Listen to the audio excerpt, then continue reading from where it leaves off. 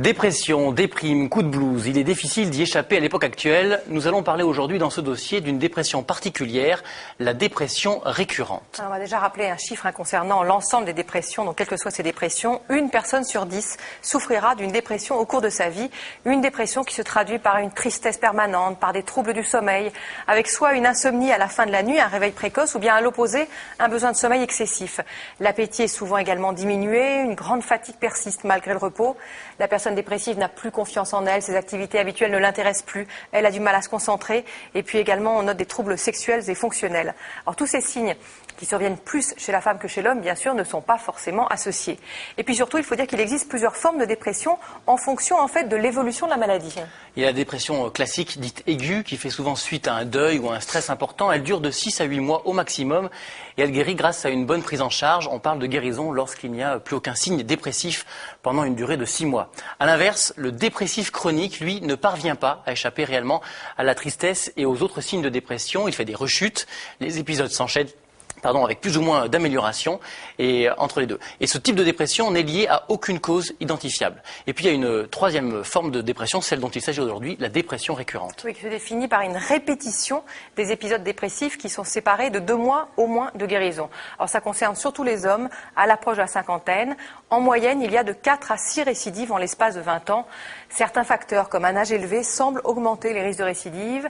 On sait aussi que plus le premier épisode a lieu tôt ou plus il est sévère, plus le risque de récidive est élevé. Écoutez ce témoignage recueilli par Dominique Lanzallavi et Catherine Just. Un divorce, des enfants qui grandissent et quittent la maison, ce sont ces événements qui ont déclenché une première dépression chez Gisèle lorsqu'elle avait 50 ans.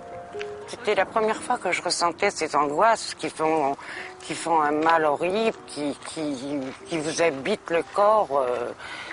Vous avez l'impression d'avoir une bête en vous. C'est quelque chose de difficilement explicable. Elle revient régulièrement à la période du printemps-l'été. Je crois que c'est quelque chose qui il y a la peur sans doute, la crainte, la peur des vacances. De me demander si je vais être seule, si je vais pas être seule, si je vais être entourée. Je crois qu'il y a un peu ça. Oui, c'est une dépression récurrente qui revient à peu près tous les ans à cette époque. Elle n'est pas toujours très importante puisque en 20 ans, j'ai été hospitalisée 2 fois. Mais chacun de ces épisodes dépressifs dure tout de même environ 2 mois. Une période pendant laquelle le caractère jovial de Gisèle s'efface pour laisser place à un sentiment de tristesse et d'angoisse. Quand on est dans cette phase dépressive, alors rien n'est pareil. Le regard n'est pas le même, la façon de parler n'est pas la même. Oui, ça paraît incroyable, mais c'est comme ça.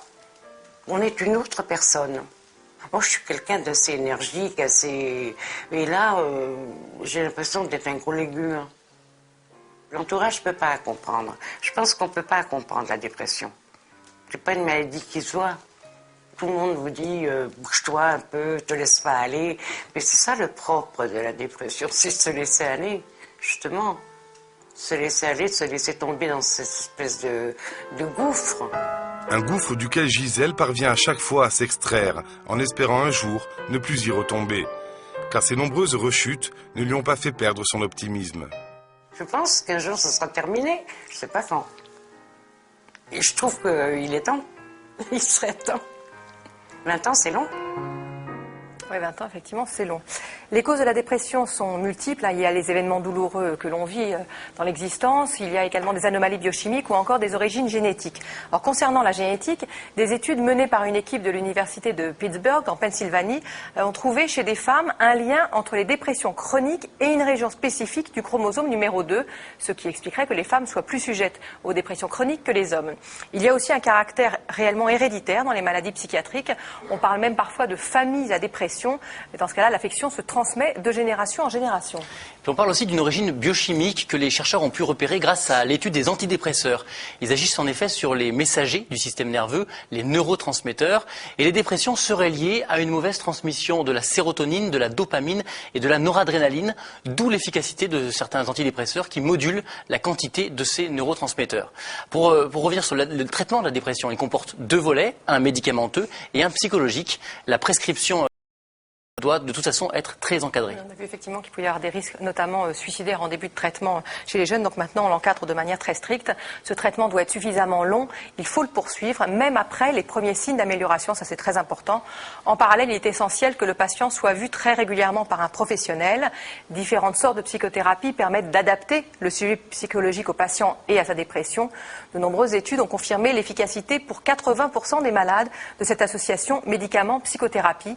Mais parfois, et vous l'avez entendu avec cette femme, il faut passer à l'hospitalisation. C'est un reportage de Dominique Lanzalavi et Isabelle Gastebois.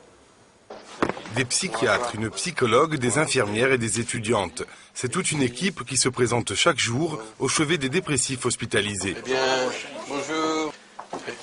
On va faire un peu le point comme nous le faisons habituellement. Pour cette dame qui a fait une tentative de suicide, comme pour tous les autres, il s'agit de sécuriser et d'arrêter le cycle des récidives. Alors, comment vous vous sentez ce matin? Ce matin, ça va. Bon. Ça va bien. J'ai eu une petite difficulté, mais un peu de bruit, j'ai pas de difficulté pour dormir, mais c'est rien. On est hospitalisation pour deux raisons. D'une part, lorsque la rechute est grave et il y a des idées suicidaires, il faut protéger le patient, il faut l'hospitaliser et donner un traitement adéquat. Le deuxième point, c'est dans les traitements qui ont un impact modéré, c'est-à-dire qu'il y a une espèce de résistance au traitement, et dans ce cas-là, on hospitalise les patients. Donc il y a deux conditions. D'un côté, gravité, danger de passage à l'acte, de l'autre côté, résistance au traitement, et le malade a un inconfort important. L'hospitalisation dure 2 à 3 semaines, le temps pour les médecins de trouver la nouvelle prescription d'antidépresseurs et de tranquillisants qui remplacera l'ancienne. Des fois, on change de médicament, par exemple, parce que le médicament n'a pas marché. On peut donner, soit augmenter la dose de ce même médicament, soit changer de classe thérapeutique. Et des fois, quand on change de classe thérapeutique, il y a des effets secondaires, c'est-à-dire des effets difficiles à supporter, et on les contrôle mieux, finalement, en hospitalisation. Soit, on ajoute des médicaments, c'est-à-dire, on fait une association médicamenteuse qui est complexe, et il faut voir le malade tous les jours, voire des fois matin et soir, pour pouvoir avoir un traitement adéquat. Mais les médicaments ne suffisent pas toujours. Différentes psychothérapies sont également proposées aux patients en fonction de leurs besoins. Le but est de trouver la bonne méthode et de l'initier, car le séjour à l'hôpital n'est pas assez long pour tout régler. En général, ça me prend toujours l'été, et là, ça m'a pris cette période-là. Mais pas comme les autres années, la dépression. Pas du tout la même chose. Plus fort. Ouais, beaucoup plus fort. Jamais été comme ça. L'hospitalisation à elle seule ne suffit pas, puisque une fois que le patient est sorti, il a besoin en fait d'un suivi. Et sachez quand même qu'une dépression se soigne au moins 6 mois, pour ne pas dire plus. Et les 15 jours en fait qui nous ont permis d'hospitaliser le patient nous permettent en fait de mettre en place le traitement adéquat afin de pouvoir le poursuivre ensuite en ambulatoire au niveau d'une consultation, soit au niveau du service, soit au niveau de collaborateurs privés que nous connaissons en ville. L'hospitalisation est donc une aide, un moyen de faire le point et de mieux repartir. Elle n'est pas un enfermement. Les patients sont libres de leurs mouvements et peuvent sortir quand ils veulent, sauf s'ils sont encore jugés dangereux pour eux-mêmes. Un mot encore sur les traitements. Une idée intéressante fait son chemin. Un traitement en prévention des récidives fait l'objet de recherches. Il serait prescrit en dehors des épisodes dépressifs pour éviter justement la récidive. En attendant, on recommande de poursuivre les médicaments antidépresseurs en entretien chez les personnes ayant eu plus de 3 dépressions. Alors pour en savoir plus sur la dépression, vous pouvez lire un livre qui sont les idées reçues sur la dépression. C'est écrit par un professeur en psychiatrie, Bernard Granger, et c'est aux éditions du Cavalier Bleu.